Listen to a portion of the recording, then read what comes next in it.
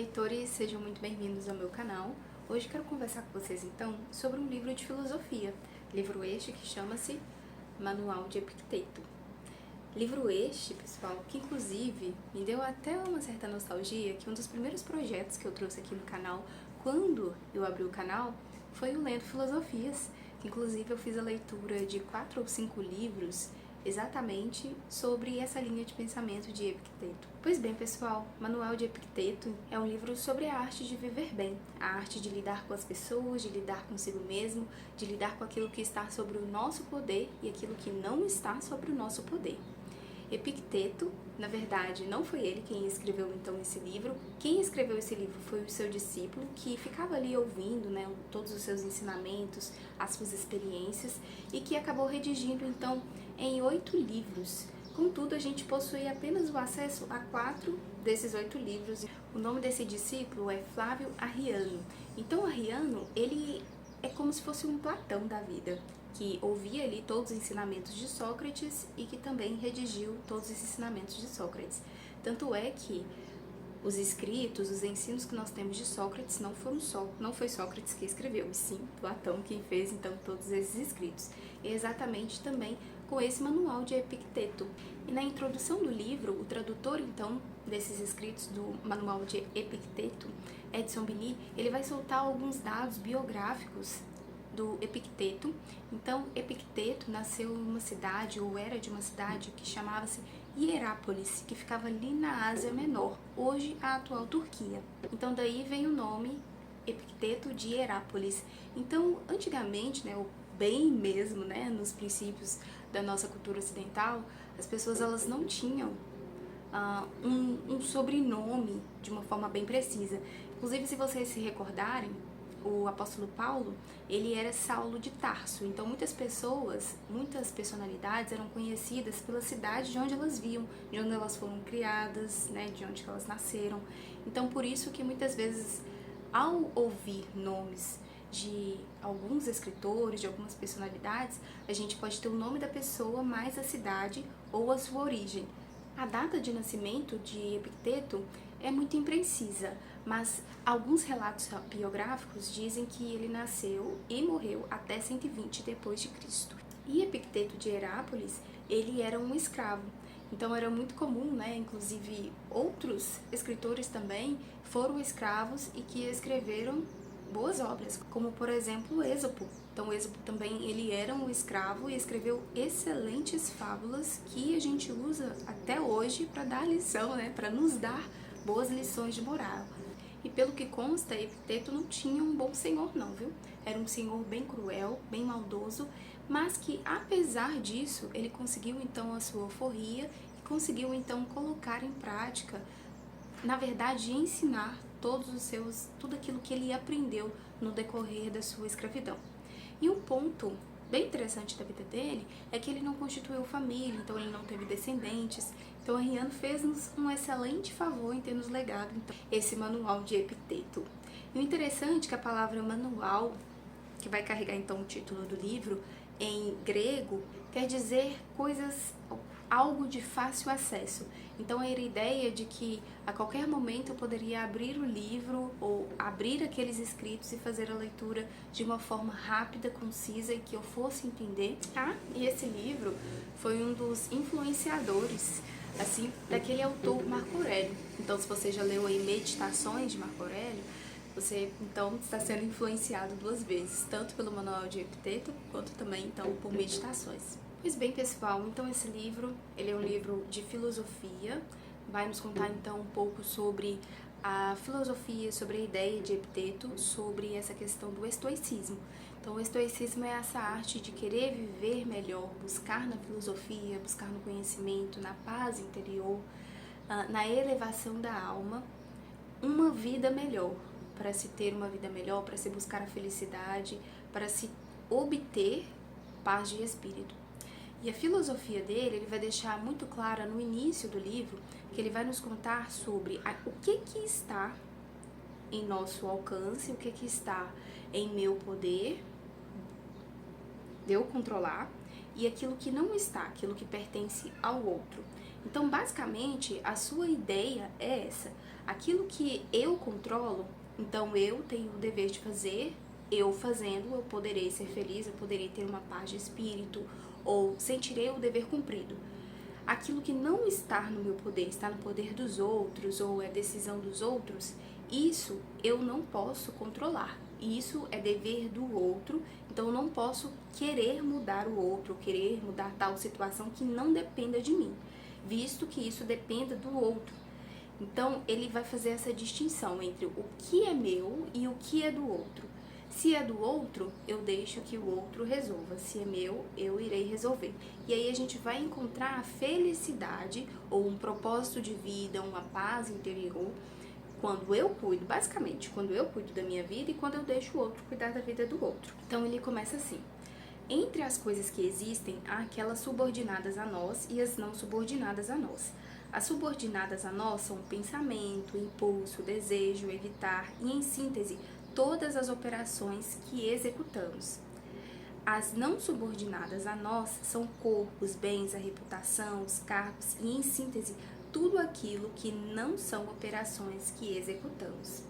Então, a partir daqui, ele vai começar a discorrer sobre o que nós temos poder, o que nós não temos poder, o que nós devemos nos preocupar, aquilo que a gente nem deveria estar pensando, porque isso vai depender do outro. Então o que depende de mim eu irei fazer, o que depende do outro aí já não cabe a mim. Então não cabe preocupação, não cabe irritação, não cabe agitação interna, porque isso não depende de mim. No ponto 6 ele vai dizer: não te orgulhes de uma qualidade superior que não é tua. E aí ele vai explicar o que ele quer dizer com isso. Ele quer dizer o seguinte: uma qualidade que não é sua, por exemplo, é um bem, né, um patrimônio, ou algo que você coloca em você, mas que não é seu. Então, você pode receber honra, você pode receber elogios, mas se aquilo desabar, ou se aquilo ir pra enchente, aquilo você perdeu.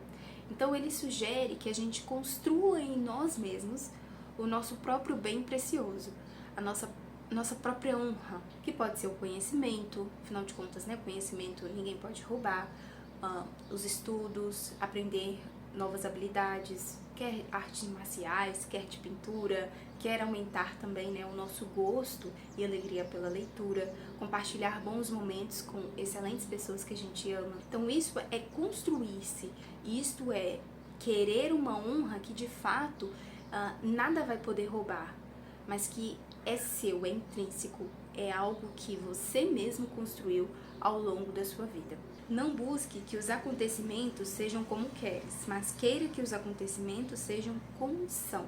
Então ele busca uma certa realidade, algo sem filtro, vamos dizer assim, pois quando colocamos filtro, as nossas expectativas elas podem aumentar mais do que a realidade pode nos oferecer ou que elas podem aguentar. Então ele defende, ou nos instrui, melhor assim dizendo, aceite a realidade como ela é, não que você não possa buscar a melhorar. Porém, existem expectativas ou ilusões que elas nunca vão ser cumpridas. E aceitá-las quanto antes, melhor será. Tanto para o entendimento quanto para o crescimento, para subir para o próximo nível, né, para seguir adiante. Então ele ensina a tirar proveito de acontecimentos que muitas vezes são ruins. Ele traz essa ideia também de não nos entregarmos ou entregar nossa inteligência, nosso tempo. É aquele versículo, né? Não jogue pérolas aos porcos, mas não entregar o que há de melhor de nós para qualquer pessoa. Qualquer comentário já nos fazer revidar, ou qualquer post, qualquer curtida ou qualquer ação do outro, a gente não revidar, a gente pensar sobre aquele comportamento da outra pessoa e sobre como nós nos sentimos também e qual comportamento nós queríamos ter. A partir daí a gente reverter e tentar melhorar. Então ele defende isso de não se entregar, ele vai usar essa expressão, né, de não se entregar ao outro nesse sentido que nem tudo vale a pena. E que literalmente você pode perder essencialmente o seu preciosíssimo tempo jogando pérolas aos porcos. Em cada ação considera os antecedentes e os consequentes, para só então realizá-la. Então pensar bem antes de tomar qualquer atitude. O interessante é que esses filósofos, geralmente eles sempre falam sobre essa questão da língua, né, do falar demais, de ficar em silêncio para observar as pessoas, o seu comportamento, para aprender com os erros e acertos das outras pessoas. Inclusive que tem um ditado que diz que o inteligente aprende errando, mas o sábio aprende observando, aprende com os erros dos outros. Então, se ficássemos um pouco mais em silêncio, observando as pessoas, acredito que de fato a gente poderia absorver um pouco mais e aprender também um pouco mais. Se você tiver a oportunidade de ler esse livro, esse foi o capítulo que eu mais gostei, que é o capítulo 33, que ele vai falar sobre a observação do ambiente, a observação das pessoas, não para querer, né, passar por cima, nem nada, mas para você aprender de fato de como que às vezes, ao falarmos tanto, a gente entrega tantas coisas nossas, a gente fala tantas coisas descabidas, a gente fala coisas que não deveríamos falar, a gente entrega pérolas aos porcos, a gente às vezes podemos não pensar nas consequências de contarmos algo que a pessoa não está preparada para saber, sem contar que corre-se o risco também de todos depois ficarem sabendo daquilo que você jogou na mesa. Então, esse capítulo 33, ele vai relatar algo que eu gostei bastante e que eu quero ler para vocês. É um capítulo um pouco mais longo, mas que vale muito a pena a escuta. Diz assim: estabelece para ti, desde já, uma certa categoria e tipo de caráter que manterás, quer estejas isolado, quer na relação com as pessoas com as quais topares, e fica calado a maior parte do tempo, falando apenas o necessário e mediante poucas palavras. Mas raramente, quando a ocasião exige que fales, dispõe-te a falar, porém, não a respeito de coisas ordinárias e casuais. Não abras a boca para discordar sobre combates de gladiadores, corridas de cavalos, atletas, comidas ou bebidas, assuntos que vêm à baila em todo lugar. Sobretudo, não fales das pessoas, não importa se censurando, elogiando ou as comparando.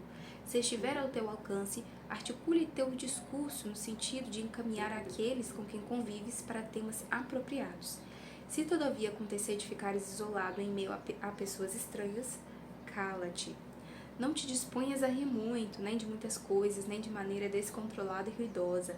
Recusa-te a fazer juramentos, se assim puderes agir. Mas se não puderes, age dessa maneira dentro de possível. Afaste-te dos banquetes dos estrangeiros e de pessoas vulgares. Entretanto, se surgir uma ocasião da qual as circunstâncias exijam tua presença, fica atento no sentido de jamais incorrer na vulgaridade, pois saiba que se o companheiro de alguém se suja, será inevitável que aquele que se relaciona frequentemente com ele compartilhe de sua sujeira, mesmo que eventualmente ele próprio seja limpo. E aqui eu achei interessante que ele vai falar, né, não entre em assuntos, em outras palavras, que fazem as pessoas ficarem acaloradas, né? Aqui ele disse sobre assuntos de atletas, gladiadores, que eram um assunto do momento daquele tempo. E hoje, o que pode ser que faz com que todo mundo fique muito acalorado, né? A flor da pele? Política, né? As ideologias que tem por aí, opiniões que sempre estão à baila, né? Sempre correndo aí nos corredores de todos os lugares que a gente frequenta. Então, esses assuntos, né, mais polêmicos, que às vezes, né, afloram a todos nós, então é interessante manter-se em silêncio, porque às vezes a gente não sabe como que vai ser a nossa reação e também a reação das outras pessoas, né, que vão falar ou que vão nos ouvir. Eu achei interessante isso que ele disse também. Mas um ponto que eu não gostei muito da escrita de Epicteto, na verdade com a sua ideia, é essa a respeito de uma resiliência muito longa ou de uma longanimidade muito grande com certos defeitos, problemas, que de fato, né, quando parte dos outros, às vezes a gente não tem muito controle, muito manejo, né, porque afinal de contas ele já ensina que isso é do outro. Entretanto, existe uma linha tênue, né, entre ser educado e aceitar tudo, né, que provém das outras pessoas. Então, acredito que impor limites, né, saber também o seu limite e o limite do outro, né, o respeito do outro e também o seu respeito é algo muito importante. Entretanto, aqui ele vai dizer, né, sobre muita relevância e isso me incomodou bastante. Mas, em suma, a proposta do livro é: o que está em seu alcance, você controla, o que está no seu alcance, você não controla. Que ele vai dizer muito, né, que a própria natureza, os deuses, eles vão orquestrando muitas coisas. E na introdução, vai dizer assim: a preocupação fundamental de Epicteto, segundo Arriano, é a conduta humana, o comportamento do ser humano em sociedade, o qual deve alinhar e combinar a prática incessante de virtudes, como a tolerância, a benevolência, a discrição, a resignação, simplicidade, justiça, a moderação e a coragem, numa postura inabalável de completa indiferença e desprezo pelas coisas e interesses mudanos, possibilita uma comunhão harmoniosa com a natureza. Pois bem, pessoal, um livro que trata então sobre esse nosso desenvolver de virtudes, de caráter, de consolidação dentro do nosso próprio eu. Um livro que vale muito a pena, se você está precisando aí, às vezes, de uma leitura, de um tratado filosófico, ou um livro até mesmo, né, para ressignificar aí as suas qualidades. Pois bem, pessoal, este foi o vídeo de hoje, nossa conversa sobre mais um livro. Espero muito que vocês tenham gostado. Deixe aqui embaixo a contribuição de vocês nos comentários. E então a gente se encontra no nosso próximo vídeo, que vamos conversar sobre outro livro.